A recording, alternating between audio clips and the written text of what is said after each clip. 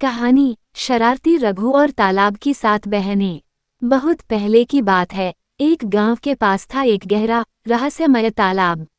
उस तालाब में रहती थीं 7 जलीय बहनें, अमृता, चारुलता, विलासा, रूपसी, स्वर्णा, मीनाक्षी और तरुणी।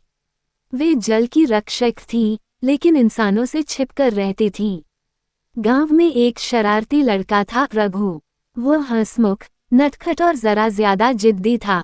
उसे तालाब के पास खेलने की सख्त मनाही थी, लेकिन रघु तो ठहरा जिद्दी।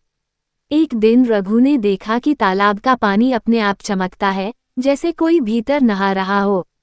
उसकी उत्सुकता बढ़ी। अगली सुबह वह तालाब के किनारे छुप गया और देखा कि 7 सुंदर जलपरी जैसी लड़कियां पानी से बाहर आकर नाच रही हैं। तो ये हैं तालाब की परियां। रघु चौंका। अब रघु ने मजे लेने की ठानी। अगली रात वह चुपके से बहनों की शॉल, फूलों की माला और एक बहन की जादुई सीप ले गया। बहनें घबरा गईं। बिना उस सीप के वे जल में नहीं लौट सकती थीं।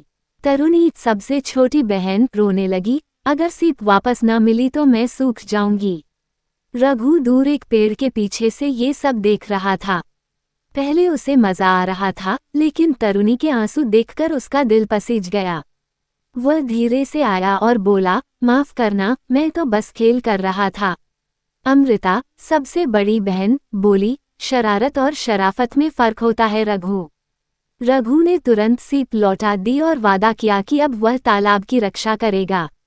बहनें मुस्कुराईं। रूपसी ने कहा, अगर तुम सच में बदलना चाहते हो तो हम तुम्हें तालाब का संरक्षक बना सकते हैं। उस रात रघु ने पहली बार तालाब की चुप्पी में जादू महसूस किया।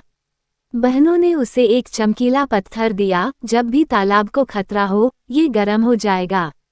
समय बीता। अब रघु रोज तालाब की सफाई करता, वहां किसी को कूड़ा फेंकने नहीं देता और बच्चों को कहानी सुनाता। ये तालाब सिर्फ पानी नहीं, 7 बहनों का घर है।